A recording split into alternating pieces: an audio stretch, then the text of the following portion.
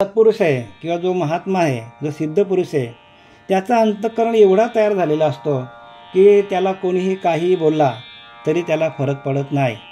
कारण काय, तो आत्मानंदामध्ये असतो, आत्मस्थितीमध्ये एकरूप झालेला असतो.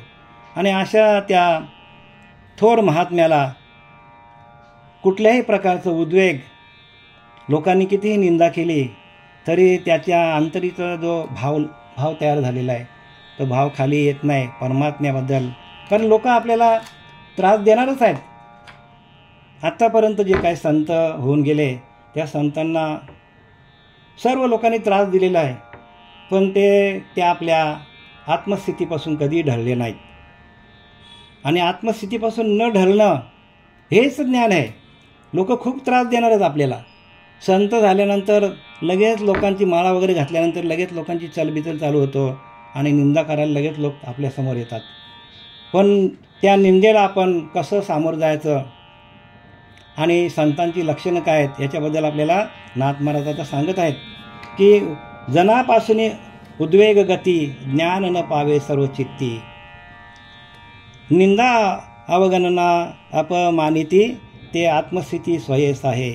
म्हणजे इथं काय सांगतात की जे लोक वाद घालणारे आहेत, वाद घालणाऱ्या लोकांपासून ज्ञान तर प्राप्त होत नाही.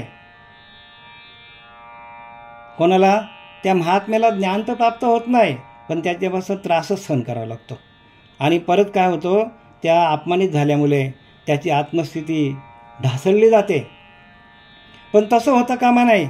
जन जे उपद्रव देती ज्ञातासाय ऐशिया रीती, मीची आत्मा एक सर्वभूती या लागी खंती मानिना. मग त्याचा आत्मभाव एवढा तयार झालेला असतो की प्रत्येक घटाघटामध्ये ईश्वर आहे. जो ईश्वर माझ्याकडे आहे, जो आत्मा माझ्यामध्ये आहे, तोच प्रत्येकाच्या अंतःकरणामध्ये तोच आत्मा बसलेला आहे. म्हणून नाथांना बरं का, नाथांनी तेवढ्या लांबून आणलेली ती गंगा, तेवढ्या लांबून आणलेली गंगा कोणाला पाजली तर गाढवाला पाजली. आणि गाढवाला ती गंगा पाजल्यानंतर बरं का, ती गाढवाला गंगेचं पाणी दिल्यानंतर ते तडफडणारे गाढव जिवंत झालं. आणि बाकीच्या लोकांनी तेवढ्या लांबून गंगा आणली होती नाथांच्या जोडीला, पण ते जाऊन त्यांनी काय केलं, तर काशी विश्वेश्वराला ते पाणी वाहिलं त्यांनी. मग तिथे त्यांना देव भेटला नाही. पण देव कुठे भेटला नाथांना, त्या गाढवामध्ये भेटला. का, तर नाथांना अनुभव होता की जे गाढवामध्ये जे आत्मतत्व आहे, गाढवाचा जो आत्मा आहे तो तसाच माझा आत्मा आहे. म्हणून तुकोबारांना चिमणीमध्ये दिसला, नामदेवरायांना कुत्र्यामध्ये दिसला. म्हणजे सर्वा घटीराम देहादेही एक, अशी त्या संतांची, अशी त्या महात्म्याची, थोर महात्म्याची अशा अंतःकरणाची अवस्था झालेली असते. म्हणून जन जे उपद्रव देती ज्ञातास आहे ऐशिया रीती, ज्ञाता ते संपूर्ण सहन करतो. ऐशिया रीती म्हणजे तो आत्मभाव त्यांच्यामध्ये तयार झालेला असतो की सगळीकडे परमात्मा भरलेला आहे. पुढं आहे ते नाथांनी दृष्टांत दिलंय. मीच आत्मा एक सर्वाभूती, मीच सर्वीकडे व्यापलेला आहे. सर्वाभूती सर्वाघटी राम देहादेही एक, नाही का लिहिलं, सगळीकडे सर्वाघटी राम आणि देहादेही एकच आहे सगळीकडं. याच्यासाठी ज्ञानोबाराय काय सांगतात, हे विश्वची माझे घर. ज्ञानोबाराय ज्ञानेश्वरीमध्ये लिहिलं आहे. अशी त्या संतांची किंवा त्या महात्म्यांची अवस्था झालेली असते अंतःकरणाची की हे विश्वची माझे घरं, ऐशी मती जायांची स्थिर, किंबहुना चर आपणच झालो. हे विश्वची माझे घरं, संपूर्ण विश्वामध्ये मी व्याप्त आहे, असा त्या महात्म्याचा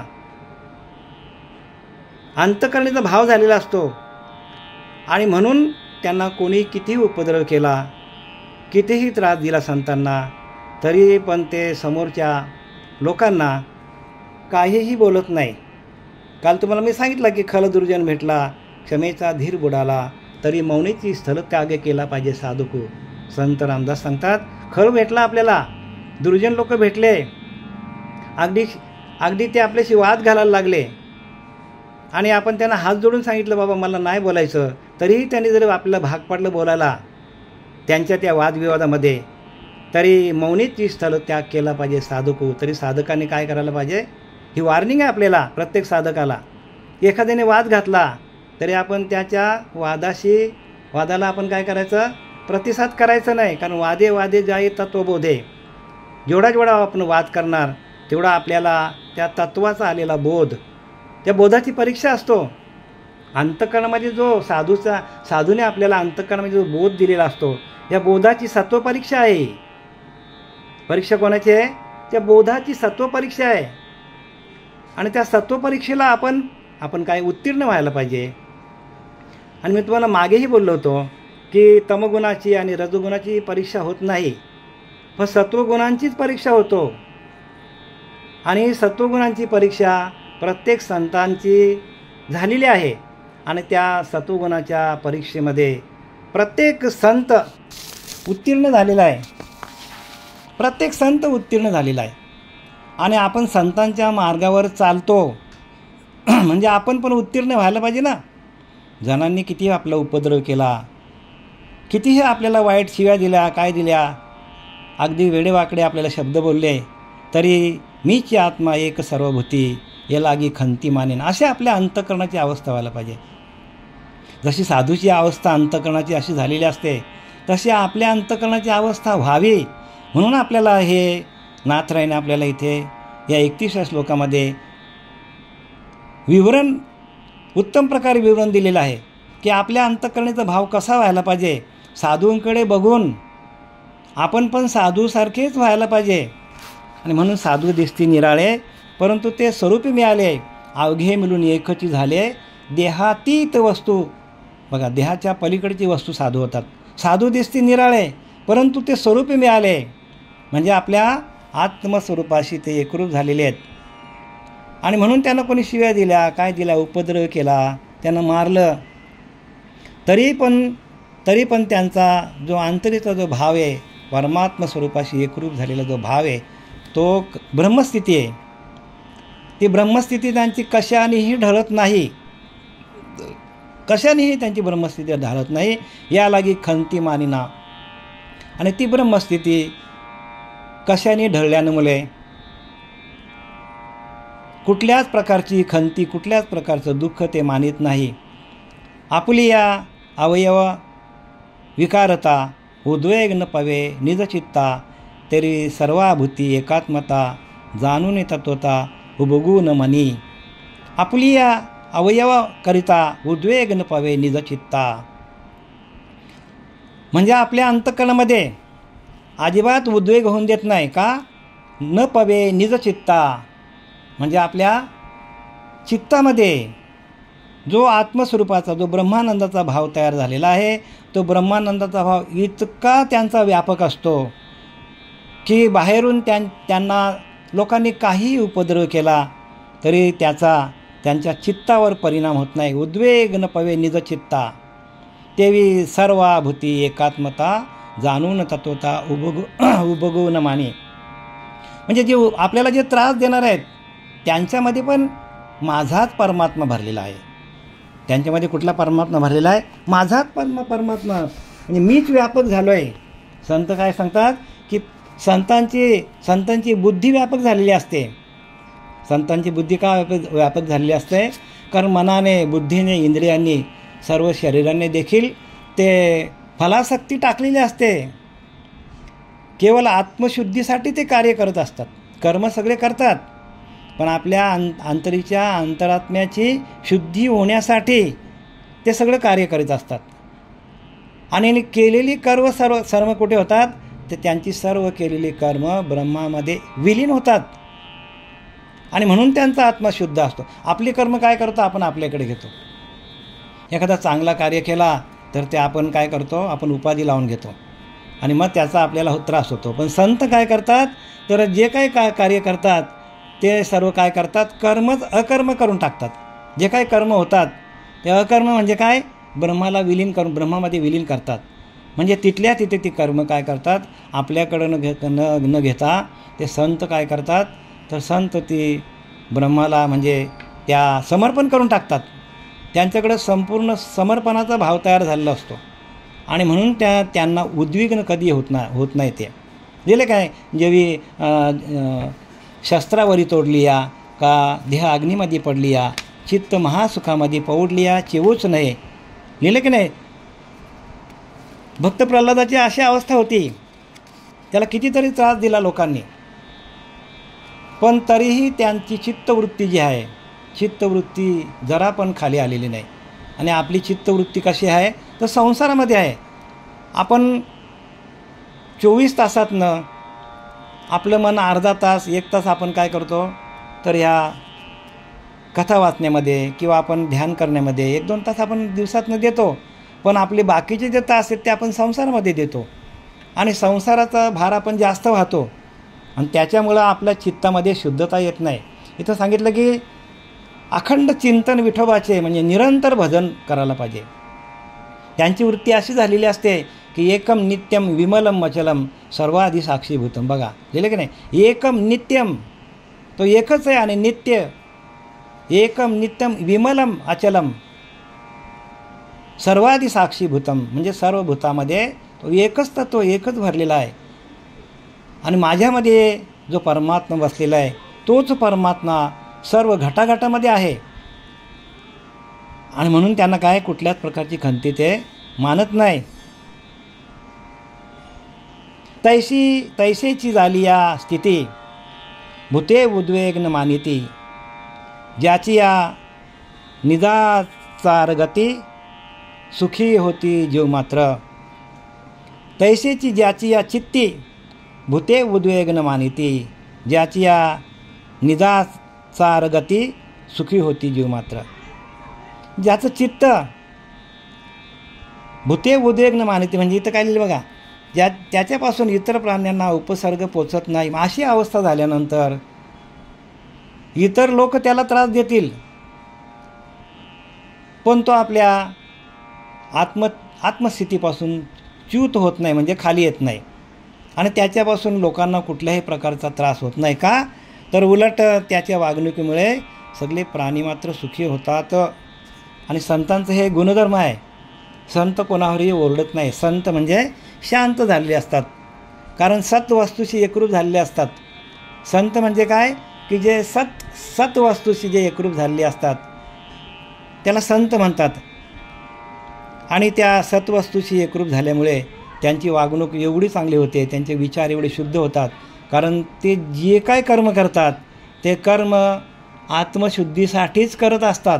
जेवढा आत्मा शुद्ध होईल तेवढा आपला भाव दृढ होतो, तेवढा भाव आपला संसारातून बाजूला होतो आणि आत्मानंदामध्ये आत्मस्थितीमध्ये भाव वाढत जातो. आणि प्रत्येकाचा भाव जो आहे तो ह्या साधूंसारखा व्हायला पाहिजे. संसारातून कमी होऊन आपण त्या ब्रह्मानंदामध्ये, त्या ब्रह्माच्या आनंदामध्ये आपण जास्त रममान कसं होता येईल हे प्रत्येकाने ज्याने आपल्या अंतःकरणाचा भाव जाणून तशी साधना करा. आणि तसं बरं का, जशी साधना होईल तसं आपलं अंतःकरण शांत होत जाईल.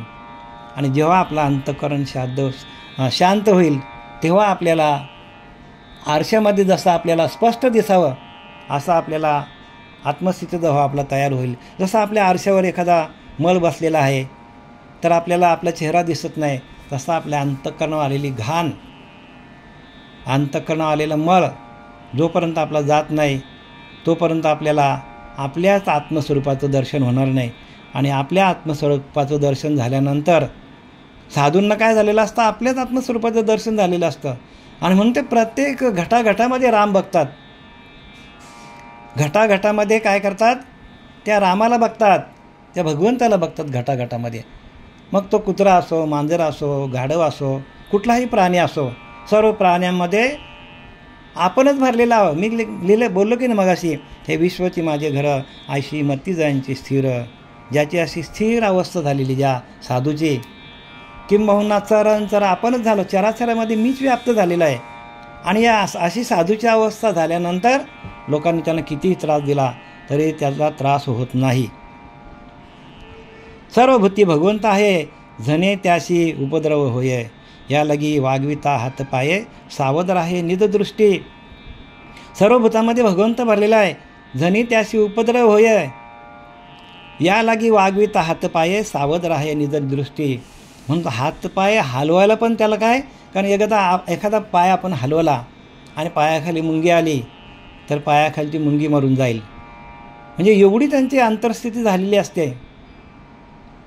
अंतःकरणाचा भाव एवढा दृढ झालेला असतो भगवंताबद्दल की साधी पायाखाली मुंगी आली तरी पण त्यांना काय वाटतं, तरी त्यांना उपद्रव होईल किंवा ते मरतील आपल्या पायाखाली.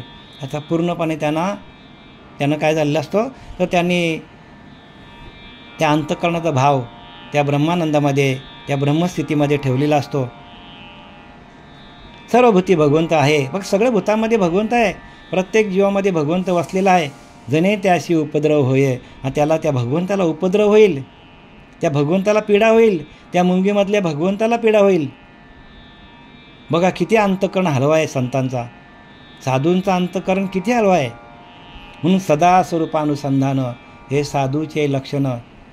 सदा स्वरूपानुसंधान म्हणजे ते सातत्याने त्या अनुसंधानामध्ये जगामध्ये चालत असतात. अनुसंधान म्हणजे सातत्याने भगवंताचं नामस्मरण, भगवंताचं चिंतन. अनुसंधान म्हणजे काय, सातत्याने अनुसंधानामध्ये, अनुसंधान हाच त्यांचा परमात्मा असतो. अखंड भगवंताचं नामचिंतन झालं तर मनुष्य इकडे तिकडे कशाला जाईल मला सांगा. आणि प्रत्येक जीवामध्ये तो त्यांना दिसायला लागतो. पण आपल्या अंतरीचा भाव तसा झाला तर, आपल्या अंतःकरणीचा भाव जर तसा नसेल तर आपल्याला तसं आपल्याला प्रत्येकामध्ये भगवंत दिसत नाही. आणि ती वृत्ती जी आहे ती चित्तामध्ये गेलेली असते. आणि म्हणून चित्त शुद्ध तरी शत्रुमित्र होती, व्याघ्रने खाती सर्पतया. चित्त शुद्ध तरी शत्रुमित्र होती, व्याघ्रने खाती. कारण प्रत्येक ठिकाणी तो परमात्मा बसलेला आहे आणि त्या साधूच्या चित्तामध्ये संपूर्ण शुद्धी आलेली असते, शुद्ध भाव झालेला असतो प्रत्येक जीवाबद्दल. सावध राहे निजदृष्टी, थोर देता आरोळी, झने दचकेल वनमाली. एवढी त्यांना भीती वाटते बघा, की भगवंत आपण जर जोरात ओरडलो तर कुत्र्यामध्ये असणारा भगवंत, मांजरामध्ये असणारा भगवंत, आणखी कुठल्या प्राण्यामध्ये असणारा भगवंत काय होईल, तर भगवंताला उपद्रव होईल असं त्यांना वाटतं. म्हणजे केवढे अंतःकरणाचा भाव आहे त्यांचा. दचकेल वनमाली, दचकेल वनमाली म्हणजे सगळ्या घटाघटामध्ये असलेला तो परमात्मा. का नेटे भवंडिता जपमाळी, जोरात माल पण जपत नाही. जोरात माल जर जपली तर भगवंताला त्रास होईल. देवाचे कपाळी धने लागे, आणि देवाच्या कपाळाला ते लागेल. म्हणजे केवढा अंतःकरणाचा भाव बघा. एवढा दयाळू, दिनाचा दयाळू, मनाचा मवाळू, स्नेहाळू कृपाळू, जनी दास पाळू, तया अंतरी क्रोध संताप कैसा. रामदासाने लिहिले, दिनाचा दयाळू, मनाचा मावळ. साधू कसे असतात, दिनाचा दयाळू असतात, मनाचा मावाळू, स्नेहाळू कृपाळू, जनिदास पाळू, तया अंतरी क्रोध संताप कैसा. त्यांच्या अंतःकरणामध्ये क्रोध कसा असेल, संताप कसा असेल. कारण प्रत्येक जीवाबद्दल त्यांना काय आहे, तर एक वेगळ्या प्रकारचा भाव आहे त्यांच्याकडं. प्रत्येक जीवामध्ये तो परमात्मा बसलेला आहे. मी सांगितलं की नाही, एकम नित्यम विमलम मचलम सर्वादि साक्षी भूतन. सर्व भूतांमध्ये तो परमात्मा बसलेला आहे असं त्यांचा भाव तयार झालेला आहे. थोर देता आरोळी, झने दचकेल वनमाळी, का नेटे भवंडिता जपमाळी, देवाचे कपाळी झने लागे. या लागी करचरणांच्या चेष्टा, आवरोनी निजात्मनिष्ठा, भूती लागोने दी झटा, झने वैकुंठा उपद्रव लागे. या लागी करचरणांच्या, या लागी आपल्या हालचालीमुळे प्राण्यांच्या ठिकाणी असणाऱ्या वैकुंठपतीला म्हणजे भगवंताला उपद्रव होईल. म्हणून तो हातापायाची गती पण काय करतो, नियमित करतो. म्हणजे केवढा सावध आहे बघा साधू. कारण सगळीकडे परमात्मा भरलेला आहे. लिहिले का नाही, के आत हरी बाहेर हरी, हरिणीमध्ये व्यापिले. म्हणजे प्रत्येकाच्या ठिकाणी आतमध्ये आणि बाहेर परमात्माच भरलेला आहे. आणि असा त्या साधूंचा भाव झालेला असतो. झनी वैकुंठा उपद्रव लागे. आपल्याकडून भगवंताला काहीतरी उपद्रव होईल अशी त्यांना भीती वाटते. कोणाला, साधूंना. ऐसी या निदात्मगती, उद्वेग उपजो नेदी भूती, तेथ वाग्वादाची गती कैसा रीती संभवे. आणि ज्याची आत्मनिष्ठा अशी झालेली आहे आणि प्राणी मात्राच्या मनाला जो दुःख देत नाही, मग तो वितंडवाद कसा काय घालील सांगा मला? घालेल का वितंडवाद? सांगा ना, माणसांची वितंडवाद घालील का? जर तो प्राण्यांमध्ये परमात्म्याला बघतो. इथं तर आपल्याला प्राण्यांमध्ये जाऊ दे, आपण धडधडीत लोक काय करतात, कोंबड्या बकरे कापून खातात ह्या जगातले लोक. आणि तो प्राण्यांमध्ये ज्याला भगवंत दिसत नाही, त्याला माणसांमध्ये भगवंत दिसेल का? प्रश्न आहे, बरोबर आहे की नाही? ज्याला प्राण्यांमध्ये आता संतांना संपूर्ण प्रत्येक प्राण्यामध्ये भगवंत दिसला. आणि म्हणून त्यांचा अंतःकरण एवढा हलवा झाला. आणि या हलव्या अंतःकरणातून जे काय आपल्याला निरूपण हे काय दिलेलं आहे कोणी आपल्या नाथांनी, तसं आपलं अंतःकरण संतांसारखं अंतःकरण तयार व्हायला पाहिजे. संतांसारखं काय व्हायला पाहिजे? अंतःकरण आपलं तयार व्हायला पाहिजे. आणि तसं अंतःकरण तयार झाल्यानंतर आपल्याला ह्या ज्ञानाची आत्मप्रचिती, गुरुप्रचिती, आत्मप्रचिती आणि शास्त्रप्रचिती ह्याचा आपल्याला फायदा होणार आहे. अन्यथा आपल्याला जर असं संतांसारखं ज्ञान झालं नाही, संतांसारखे म्हणून तुका म्हणे अंगी व्हावे ते आपण. तुकाराम महाराज सांगितले आपल्याला संतांसारखं व्हावं लागेल.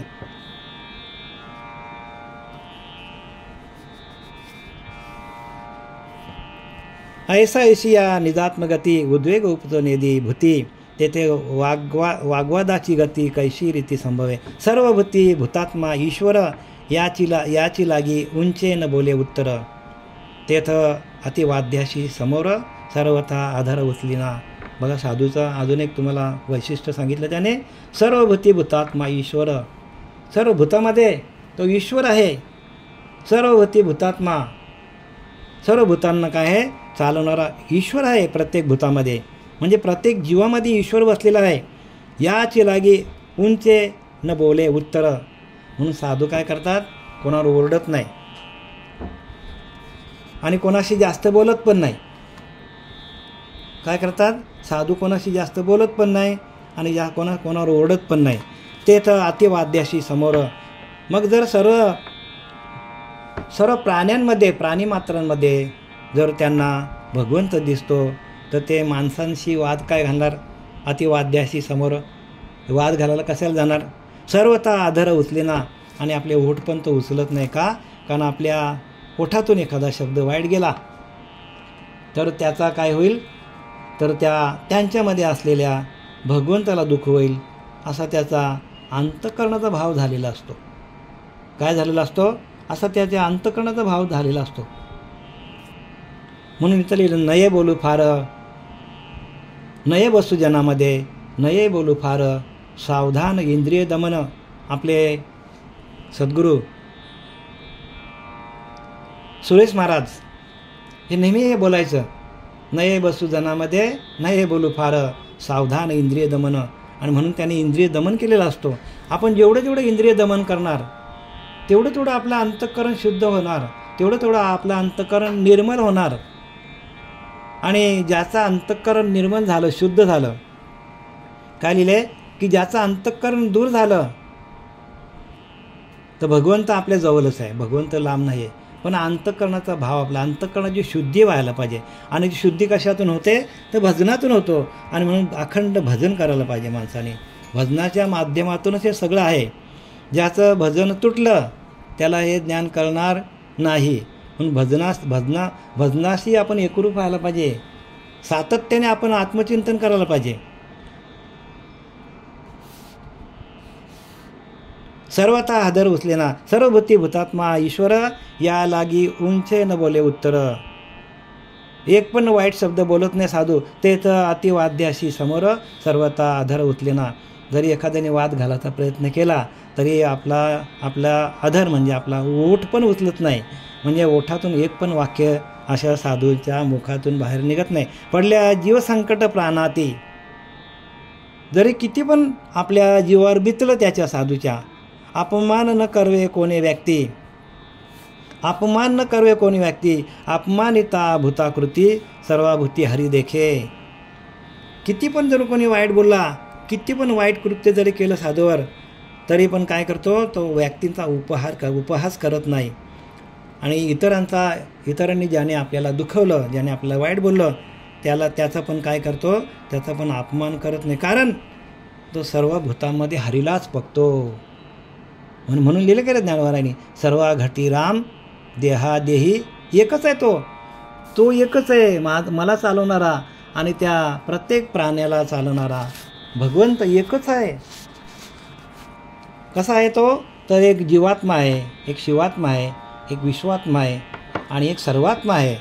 जीवात्मा म्हणजे आपल्या जीवाला चालवणारा, शिवात्मा म्हणजे शिवस्वरूप आहे तो, आणि तो विश्वात्मा म्हणजे विश्वामध्ये व्यापून आहे तो, आणि सर्वात्मा आणि सर्वांना चालवणारा तो सर्वात्मा आहे. आणि तो सर्वात्मा काय आहे, अवघे मिळून एकच आत्मा.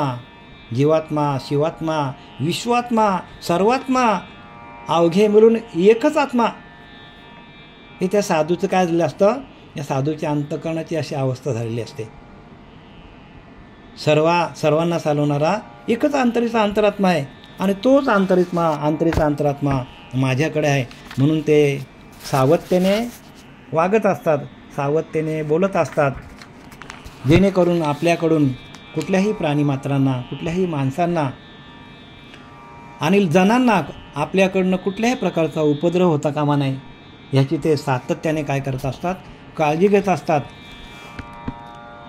एखाद्याचा अंतःकरण साधूने दुखवल्यानंतर साधूलाच त्रास होतो. एखाद्याला साधू वाईट बोलला तर साधूलाच त्रास होतो का? कारण जेवढ्या वेळी तो साधू त्या समोरच्या व्यक्तीला जे काही बोलेल, तेवढा वेळ त्याचं नामस्मरण निघून जाईल. आणि एकदा का नामस्मरणापासून आपण बाजूला झालो की होणारी क्रिया जी आहे ती कशी असते सांगायला नको तुम्हाला. जी होणारी क्रिया आहे त्या क्रियेतून काय होतं माणसाचा, तर आपल्या आत्म्यापासून आपण दूर जातो, म्हणजे आपल्या आत्मज्ञानापासून आपण दूर होतो. भगवंताच्या नामस्मरणातून दूर गेल्यानंतर जे काही कर्म होतात ते सगळे पापाचरणाचे कर्म असतात. आणि म्हणून साधू काय करतात की साधू दिसते निराळे, परंतु ते स्वरूपी मिळाले, अवघे मिळून एकची झाले.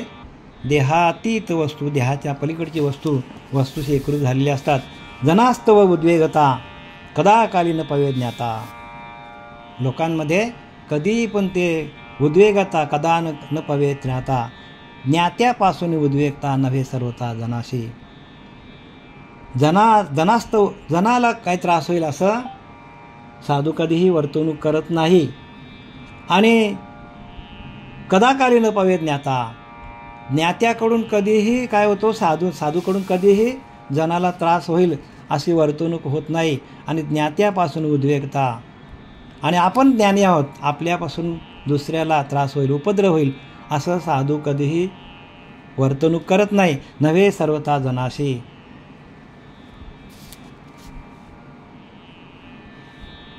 ऐशी निजात्मस्थिती साचार, तो कोणाशी न करी वैर. ये चारती शारंगधर विशद उत्तर सांगत. ऐशी निजात्मस्थिती साचार, आणि अशी त्या साधूची अंतःकरणाची झालेली स्थिती, निजात्मस्थिती म्हणजे निजानंदामध्ये, आत्मस्थितीमध्ये. साचार म्हणजे एका परब्रह्मतत्वाशी एकरूप झालेला ऐसा निजात्मस्थिती साचार, तो कोणाशी न करी वैर. असं जो निदानंदामध्ये, आत्मानंदामध्ये साधू एकरूप झालेला असतो, मग असा साधू कोणाशीही वैर करत नाही, कोणाशी वैरभाव ठेवत नाही. कारण त्यांचं अंतःकरण शुद्ध असतो, मलिनता अजिबातच नाही. जैशी गंगा वाहे तैसे ज्याचे मन, भगवंत जाण त्याचे जवळी. सांगतात की नाही, जैशी गंगा वाहे तैसे ज्याचे मन, ज्याचं मन गंगेसारखं निर्मळ झालेलं आहे. जैशी गंगा वाहे तैसे ज्याचे मन, आणि त्या साधूचं मन कसं असतो, गंगेसारखं पवित्र झालेलं असतो. जैशी गंगा वाहे तैसे ज्याचे मन, आणि त्या साधूचं मन त्या गंगेप्रमाणे पवित्र झालेलं असतो. भगवंत जाण त्याच्या जवळी. आणि भगवंत काय करतो, अशा साधूंच्या अंतःकरणामध्ये भगवंत स्वतः येऊन बसलेला असतो. भगवंत जाण त्याच्या जवळी, आणि त्याच्याचकडं भगवंत येऊन बसलेला असतो. आणि साधूच्या अंतःकरणाची जी स्थिती आहे त्या स्थितीचं यथार्थपणे बरं का यथार्थपणे निरूपण आपल्याला आपले संत नाथ महाराज यांनी आपल्याला सावध राहण्यासाठी या 31व्या श्लोकाचं विवरण आपल्याला ऐशी निजस्थिती साचार तो कोणाशे न करी वैर येची आरती शारंगधर विशद उत्तर सांगत. आणि अशी निदात्मस्थिती झालेली असते, खरोखर अशी निदात्मस्थिती साधूची झालेली असतं, तो कोणाशी कधीच वैर करत नाही. आणि येची आरती शारंगधर, आणि हेच अर्थ शारंगधर म्हणजे प्रत्यक्ष परमात्मा, भगवान परमात्मा, श्री कृष्ण परमात्मा शारंगधर विशद उत्तर सांगतं. आणि याचं विशद उत्तर म्हणजे व्यापक. विशद म्हणजे काय? व्यापक. पण व्यापक आपल्याला का कळत नाही व्यापकता? विशद म्हणजे विषयांना शह देऊन, म्हणजे आपल्या अंतःकरणीचे विषय जे आहेत त्या विषयांना शह देऊन, आपल्या मनामध्ये अनेक संसाराचे विचार असतील तर जे काय इथून निरूपण चालतं त्या निरूपणाचा आपल्याला अर्थ कळणार नाही. का? तर आपलं अंतःकरण संसारामध्ये अडकलेलं आहे. संसारातल्या गोष्टीमध्ये एखाद्याचं अंतःकरण अडकलेलं असेल, त्याचं चित्त जर संसारामध्ये पूर्णपणे अडकलेलं असेल संसारामध्ये,